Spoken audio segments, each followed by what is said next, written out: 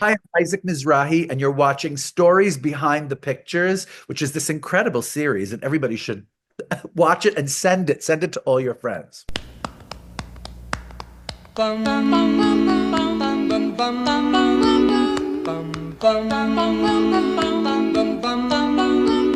Mr. Sandman, bring me a dream. Make him the cutest that I've ever seen. Please turn on your magic beam. Mr. Sandman, bring me a dream.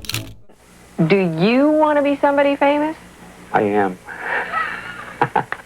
I am Ron Galella, paparazzo superstar.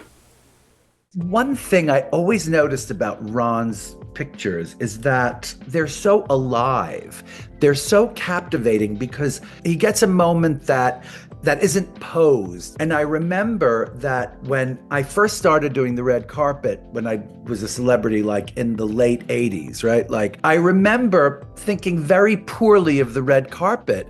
I would think, why am I standing for these people to take my picture? It's so like dégagé. For me, it's not a good look to stand and let people take your pictures because Ron would like run after people. There was something so glamorous about dodging photographers until it became this like crazy thing and everything turned into us posing for photographers. Ron's pictures are not necessarily fashion pictures. Whatever you get from Ron's pictures about fashion, that's your doing. You know, you're pulling that from that picture. Ron was not there to capture fashion. He was there to capture moments that actually happened with people, with actual people. You know, this picture of Liza and me, it really shows a kind of a close friendship. And when I first met her, I didn't expect to become a close friend of hers. There's this wonderful moment in the documentary about her where someone says, you know, they're coming from a party and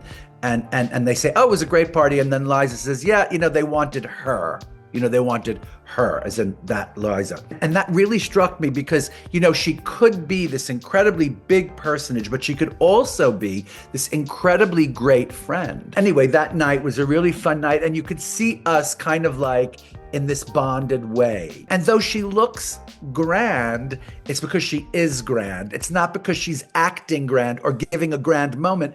That's just what he captured about Liza at that moment. And I think she looks great. And that's one of my favorite dresses I ever made for anyone. Here's a picture of Oscar and Liza and I, and then like Audrey Hepburn in the background, right? And Billy Norwich way in the background, in case you didn't notice Billy. And again, it's just the world of Ron Galella. He had this incredible capacity to capture these moments. I really adored Oscar. He was a good friend, and I loved talking to him. And this is something else about Ron. He has this beautiful lighting situation. I'm not exactly sure what it was. It was just a great big flash bulb in everybody's face, and everybody looked so pretty. If Ron was at a party or a horse race or a shindig of some kind, you can be sure like everybody looked good. I do remember there was this moment where I was standing on the red carpet watching Paris Hilton, who was right before me. You know, they like sort of shepherd you through this boring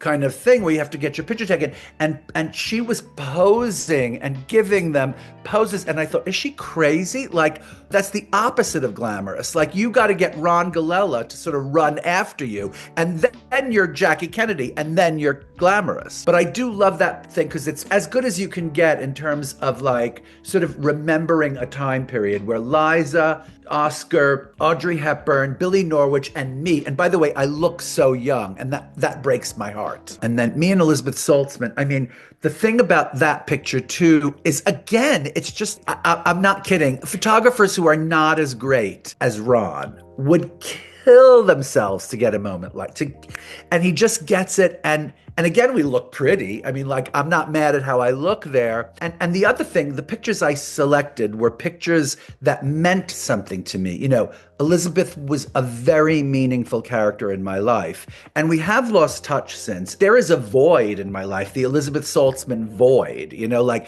she represented something to me that really she was a muse. She was a kind of muse. And here she's wearing this dress of mine, which was really one of the great things. It's this kind of opal, like, giant giant garbage can. I used to call them garbage can sequins because they had like the lid of a garbage can. It was like a very huge sequin that I got. And I try to tell people how beautiful people used to look before all the construction and before glam squads and before tons of hair and makeup. You just have to look at these pictures to understand that there was a kind of presentation of a beautiful woman or a beautiful man or a beautiful person without necessarily overstating it. I find now that it's just a little overwrought on red carpets, like at the Oscars, or at the Tonys or the Met Ball. For sure it's overwrought, But I think the Met Ball has a pass because it's supposed to be overwrought. But when you get to like the Tonys and people are all constructed and they can't sit down and they can't stand up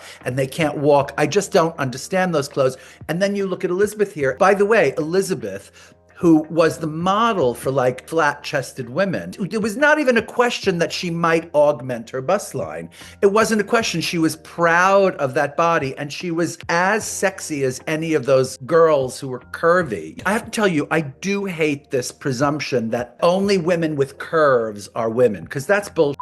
Growing up, I worshipped women with small busts and very narrow hips, not because they were androgynous, but because they were women with small busts and small hips. I love some women, and I really did love Elizabeth Saltzman. We really did have this very, very, very close friendship. And here you see us. I will love that picture forever. It's a really, really good picture. I chose all of these pictures of me with people rather than runway pictures of my clothes because it's searing to see myself, as in this photograph of Marina Schiano. It really captures Marina. We're leaning in and telling a secret. She was a schemer. Marina Schiano was a schemer. She was always kind of like figuring something out. Like the first year I was in business and the world discovered me, and I was crazed with different requests and, to do things and to dress people and to show up at places. And I was overwhelmed. And finally, like at the end of that year, I had a minute, like over the summer, where I was just not going to go to work. I was going to stay home and just kind of, be in my house and just be with my dog or whatever it was. And Marina called and she goes, "Darling, you must go to Mick Jagger. You must dress Mick Jagger." And I was like, "Shh, really?" So I sat in a car for 20 hours from Bridgehampton to Connecticut, wherever the hell he was. And I walked in, and Marina, she convinced me to get there, and I did. And then I walked in, and it was this wonderful stylist. I forget her name. First of all, this was before stylists. So the fact that he had a stylist was very, very sort of avant-garde. And then it was a room full of clothes, and there I was, and I'm thinking to myself, why am I here? You, Marina Schiano. I was so mad at Marina. Of course, I would have done anything for her, but she was a kind of a schemer, and she didn't care what she had to do to get her way. She always got her way. This photograph does not lie. Also, she's one of the most beautiful women, and when you look like that, I think, narcissism is not far behind. I'm afraid that people like Marina are going to be lost for the ages because I don't know who's remembering Marina anymore. And then there's this picture of me and Joan Rivers, and it doesn't necessarily speak to a glamour. It speaks more like, it's like a bar mitzvah picture. It's like some bar mitzvah photographer took that, except that it's Ron Galella. A lot of times I do pinch myself and I say, was I friendly with Joan? I went to her house on several occasions for dinner.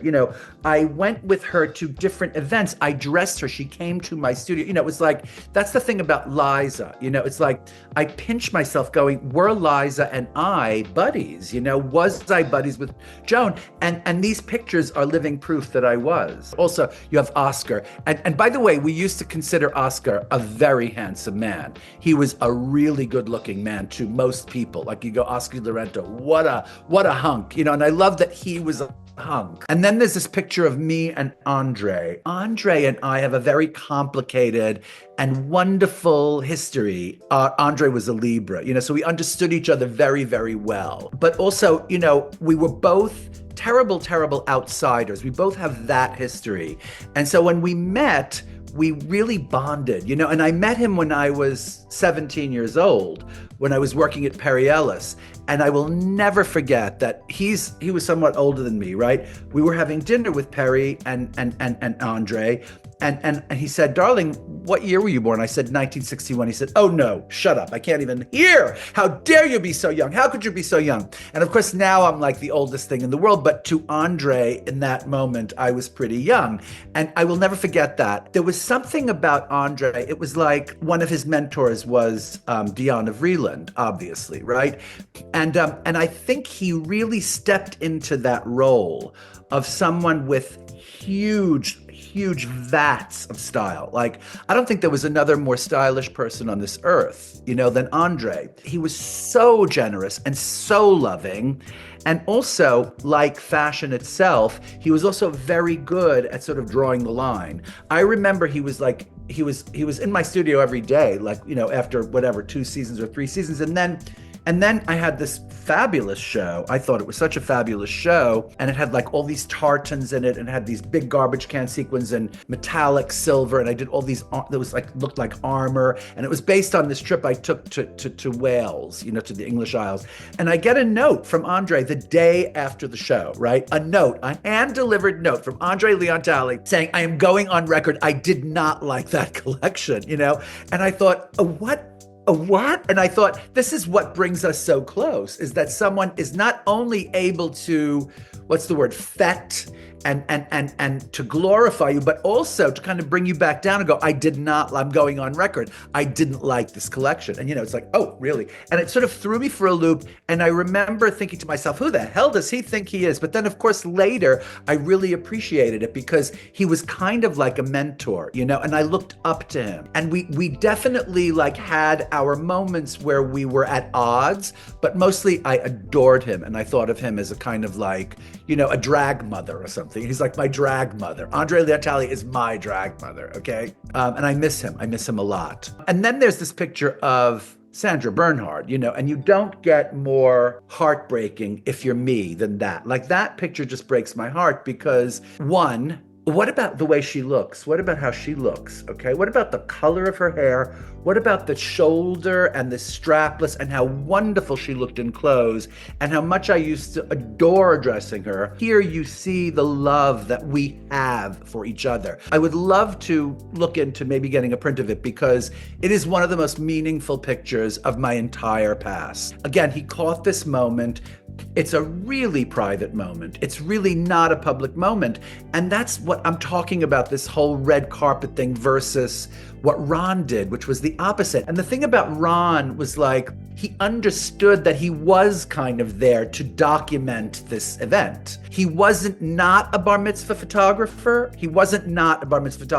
Neither was like Ouija or something. Ouija was there to document the crime scene or whatever it was, but he got these really fascinating photographs. Not just did he document something, but he also brought all of this like sort of unintended, unpretentious kind of art to it. And that's what this picture is to me. It's like a still, it's like a movie still or something, like in a really beautiful scene. This is one of the most important pictures, and I keep seeing it. People keep sending it to me, and it is a very, very meaningful photograph. The other picture, speaking of which, is this picture of me and Kevin. I mean, I've been thinking about him so much, and I'm just going to say it. I loved him. I loved him.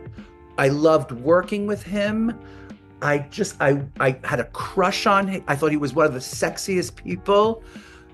He was a big brother. He was a big sister. He was a little brother and a little sister. We led each other by the nose. He was an example of something gay. I was an example of something gay. I love him because he was like a forerunner with me. You know what I mean? We went into battle together, and you can see the closeness. And, sometimes I think about him and I actually start crying because I don't have a friend like that. I mean, I collaborate with different people like Mark Morris, and I collaborate with different people, but something about the collaboration with Kevin, it was, he listened to me a lot, and I listened to him a lot, and we sometimes took each other down the wrong path, but that didn't matter. The fact was that we were so well matched. He never missed a joke, right? I never missed a joke. He used to bring music for me to play in my shows. I love this picture. I just love this picture.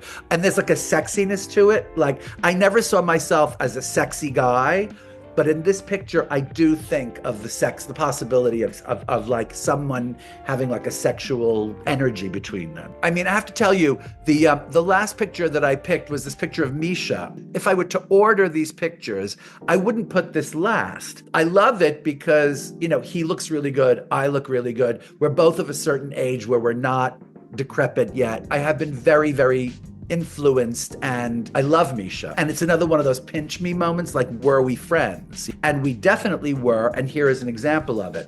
I wouldn't put it last, I would put it, you know, like second or third, whereas like that picture with Sandra would be like the sort of the crowning glory of pictures that Ron took of me. Or that picture with Kevin, because Kevin was just like one of my dearest buddies and confidants and collaborators, and I just adored him.